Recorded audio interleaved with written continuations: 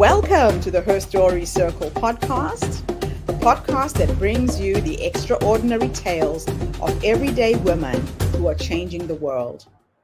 I'm your host, Gertrude Mache, and I'd like to acknowledge traditional custodians of the land on which we meet today.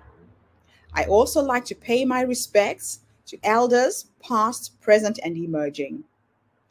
Every week, we dive into the lives, challenges, and triumphs of women from all four corners of the globe. We're here to inspire, enlighten, and connect, sharing stories that uplift and empower.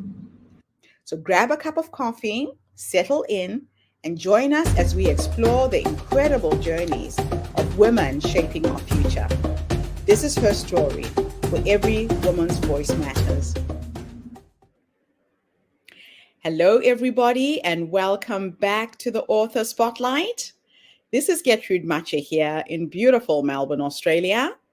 And today I am graced with the presence of yet another fascinating young woman. Welcome, welcome, welcome to our tribe. Please tell everybody your full name, where you're based, and share your story with us today. Hi, I'm really happy to be here. My name is Stacey Harder. I'm based in Melbourne, Australia. I guess my story started when I was a kid, and I I guess I was at school, and I felt completely lost, and like I didn't know who to talk to. I was scared to go home. Um, and I just started typing on a computer and started creating these characters that I thought, I wish I had this in my life. I wish I had that person in my life. I wish this character, the strength of this character could be what I could be when I go home. Um, and I started writing um, every day, and eventually I'd finished a complete book, and with life's ups and downs and things like that, I came back and forward with it. But as I got older, I decided that, hey, I've written something that really captures what I what I really wish I had, and I think it can really help other people. So I did some research, and I sent it out to some various publishers, hoping that anyone would maybe be interested. And I did get a call back from one company, and they called me back, and they told me that I was a nobody, and that I should publish with them. They they were a vanity publisher, and they I guess in their pitch to me was that if I if I had never written anything before, then no one would know my name, no one would know anything about me, and so no one would ever take a chance on me, and that's why I should invest with them. And I said no. I said, um, I believe in this book, and if I'm going to publish it, I'm going to publish it with someone who believes in me and believes um, in my work. And I guess I left that conversation just being shocked that someone would actually say that to an author or someone they were um, I don't know, hoping, I suppose, from their end to get a sale from. Um, it's crazy to me that they would consider someone who'd written a whole novel, which is a huge thing. Um, to be a nobody. But I guess that was a very pivotal moment for me because I had stood up for myself for the first time, in I guess a professional setting, and I decided that I believe in myself. Now, unfortunately, after that, my mother, who'd been sick for a long time with some personal struggles, had passed away, which was a pretty uh, dark moment in that time. I remember standing to watch RoboCop. It was like a replay at a local cinema, and my sister's like messaging me while I'm waiting in line to get some popcorn, and she's saying, "Mum's having a heart attack. Mum isn't responding. The ambulance has arrived. They're trying to help." And I just purchased when I got those messages, and so I went back and I told them that I can't watch the movie, and I decided to like leave, and I was in the car park and I couldn't find the car, and my husband was there, and he also was kind of blanking on where the car was, and I'm just thinking my mum's like a couple of hours away. What am I going to do?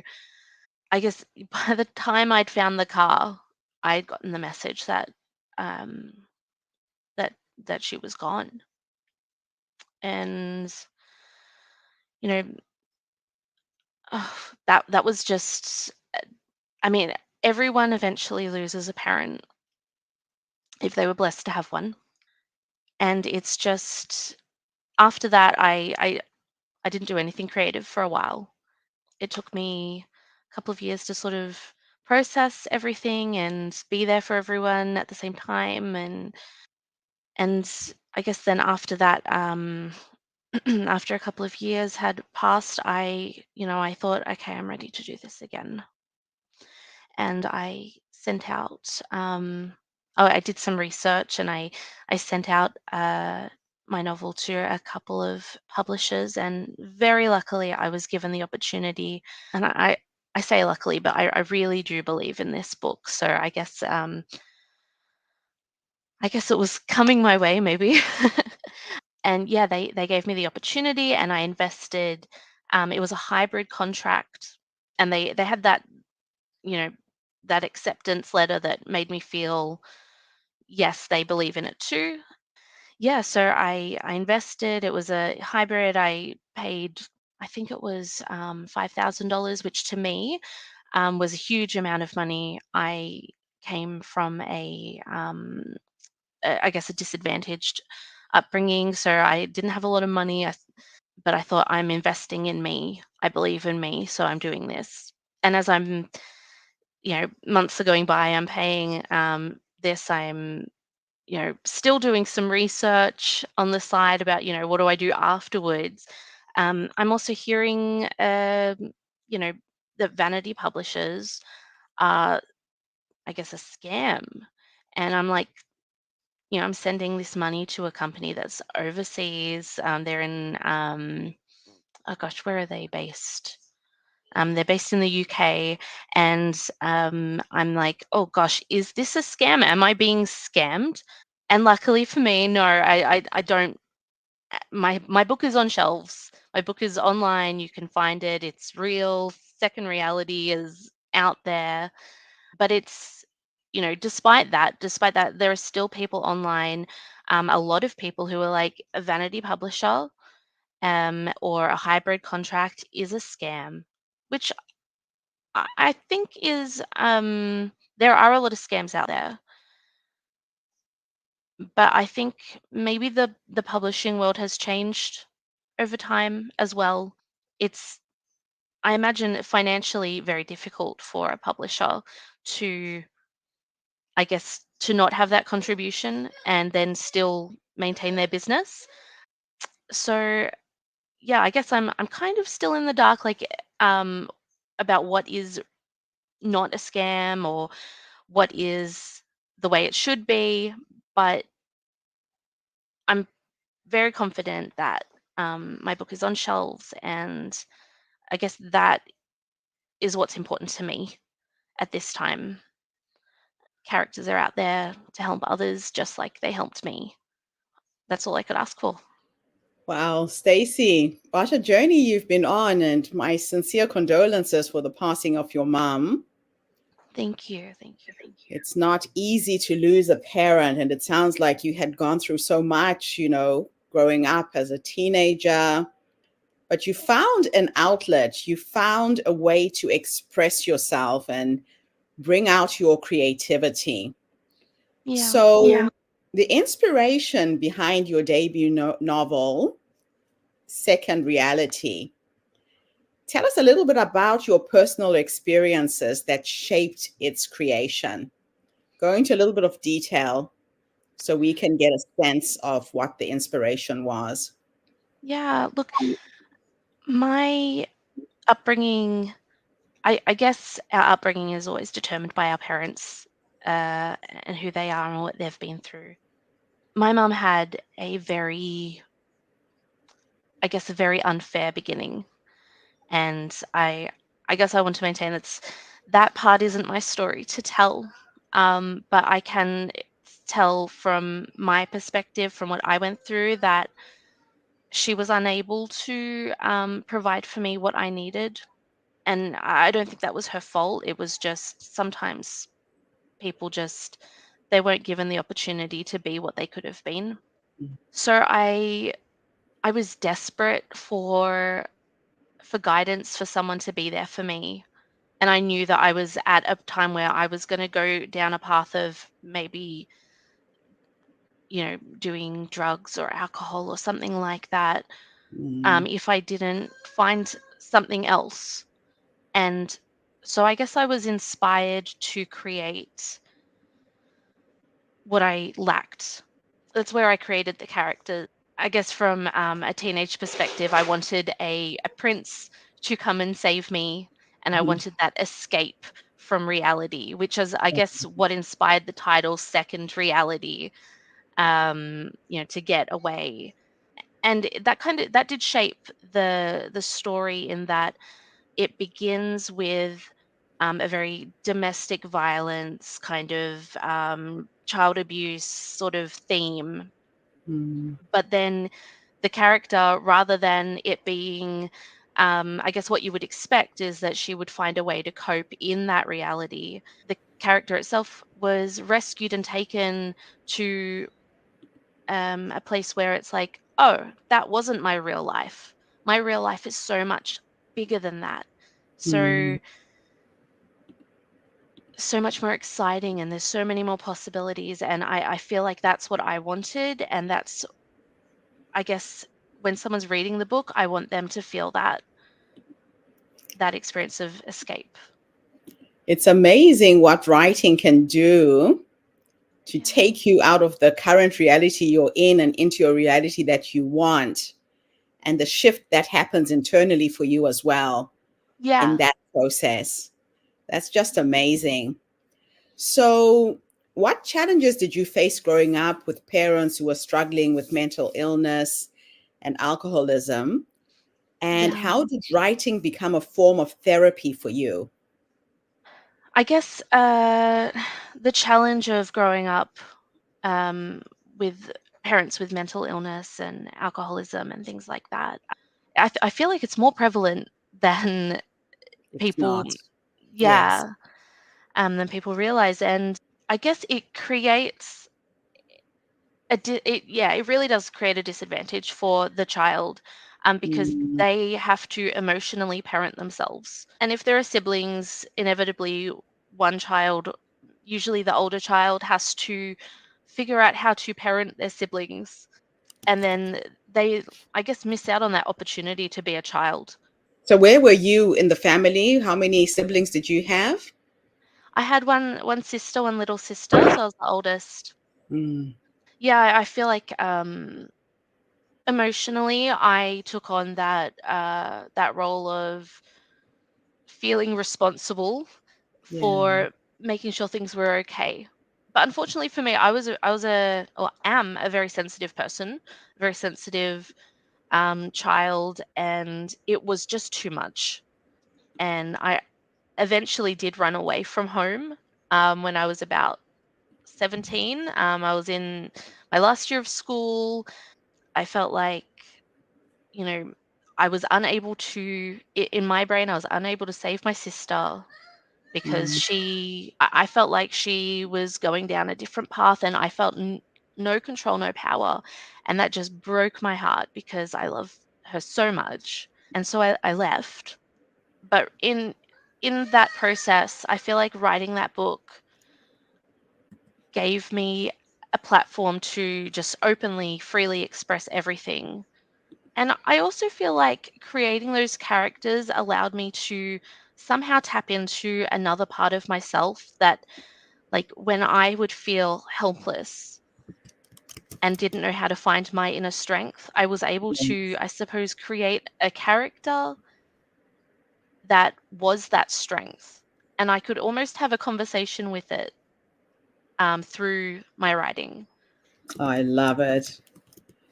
Yeah, and this is the thing about writing, that it's so therapeutic, and the characters can become real to you in Yeah, terms of just getting what's inside out.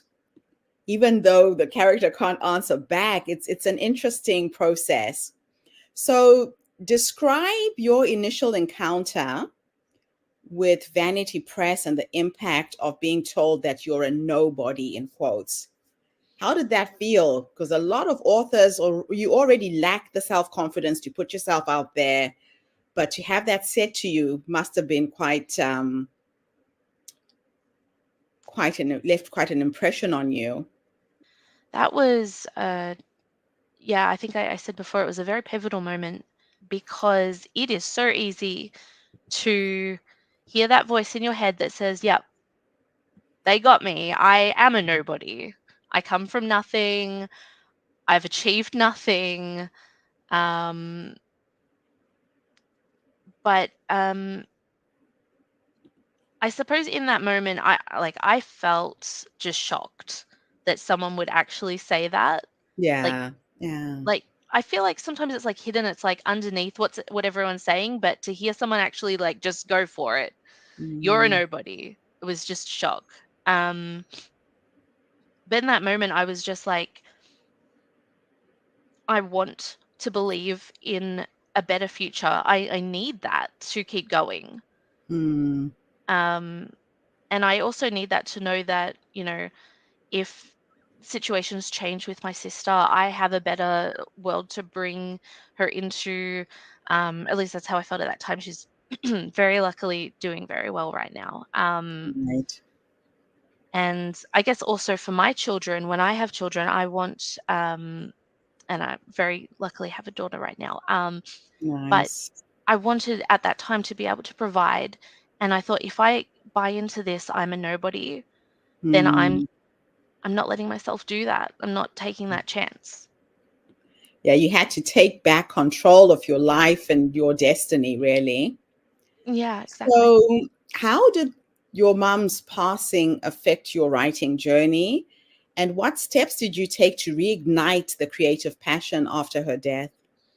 That's a such a dark time. At the time, I was just it's really hard to find the words when a Yeah. parent dies. So forgive Mhm. me for all the pauses, but Okay. just even thinking about it, I I still feel, even though a few years have now passed, I still feel that sadness. But at the time, I I s- I'm also a singer, so I stopped singing Oh, and I stopped writing. I feel like, in a way, everything else had to stop for me to process just the emotions of what I was going mm, through. And I guess I decided that I'm just going to give myself this time yeah, because while that experience of, yes, I've been grieving for my mum for years, it's still a shock, even though you know it's coming. Like a few yeah. months before it happened, I had even spoken to her about getting funeral insurance Mm, because I somehow I just knew it was coming, but it yeah. was Yeah. still a shock when it happened. but eventually, I suppose it's hard to express how I got myself back to creativity because I feel like, in a sense, it happened so gradually. And I was just gentle with myself, I suppose. You know, I said, well, can I just pick up the pen today? Can I just try a paragraph? Just Can, one day at a time. yes, that's exactly it. Um, Mm, one day at a time. And yeah, eventually I was able to, take further steps and keep editing and, put my book out there again. that's so good. So, how did publishing your novel change your life, both personally and professionally? Well, it was a dream come true. Mm, I felt so like I'd done that. I can, if I die tomorrow, God forbid, um, I know that that's one thing that I finally did it. yeah, yeah. Um, and in a way that does create some security for me, because I'm always thinking, and it's because I have an anxiety disorder, so I'm always thinking about, oh God, what if this terrible thing happens? Mm, But the more times I accomplish big dreams, it's like, well, if something did happen, I'm satisfied that I made myself proud, I suppose. yes. I've left something behind. That's a nice feeling. Absolutely. That is a really nice feeling. I love it. So, what advice would you give to aspiring authors who are struggling with self doubt and the fear of rejection? Yeah, my advice would be that it is totally normal to feel that way. Yeah. Do not beat yourself up at all for feeling those feelings, because I feel like if you do that, you're, you're making yourself suffer again because you're beating Yes. yourself up over feeling these horrible things. But my advice would also be, on top of that, to, if you hear those thoughts in the back of your head say, you can't do it, you're a Mhm, nobody, just tell the thought that I hear you, but I'm not mhm. believing in you. I love it. They say that that little voice is really your ego trying to protect you. And that's what it's designed for, right? So you don't get hurt, you don't get endangered, but it's just learning to quiet that inner critic because we say things to ourselves that we would never say to our best friend. Absolutely. Absolutely. That's just the Um, condition of being human, right? yeah. And I think that brings me back to the therapeutic effect of writing, in that it's it's kind of taps into that sense of, um what I would say to a friend, I can have this character say to me. We really are our own best friends in the end. um I That is so Yeah. true. That Yeah. is so true. And we all need to remember that. So, Yeah. looking back on your journey, what do you hope readers will take away from Second Reality? And how do you see your writing evolving in the future? For those who read Second Reality, they will see, I guess, just the love that comes out of the characters.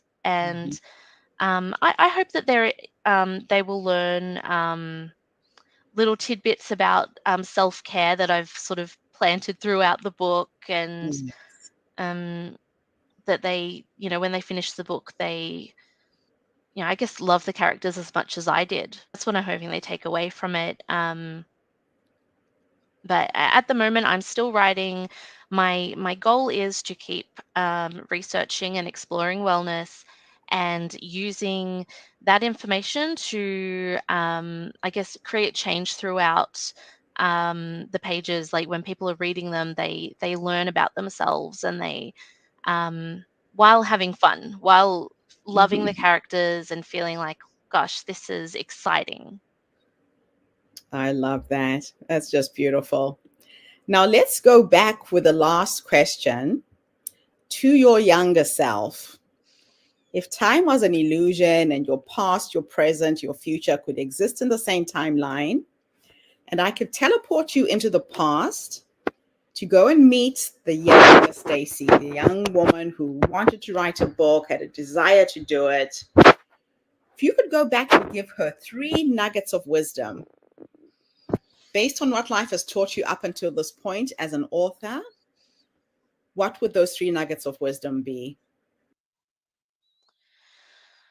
Ooh, I would tell her to make her own happiness a priority, because I don't think you can write while in a state of panic all the time.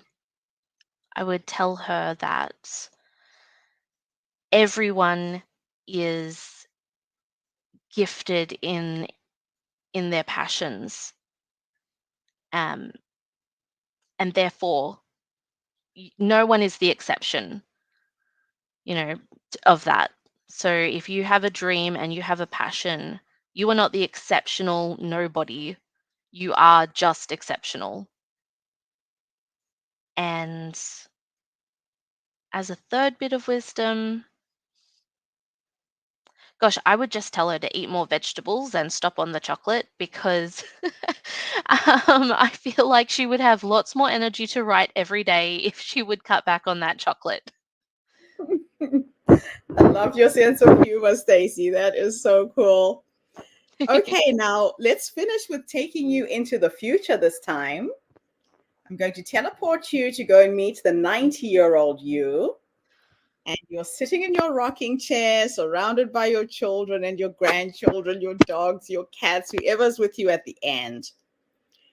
If you could go and meet this wise woman who's led you to that point, who's written hundreds of books, and I'm pretty sure you will do it, what will you say to her when you finally meet her? Gosh, that's a beautiful question. I think I would just say that I am so grateful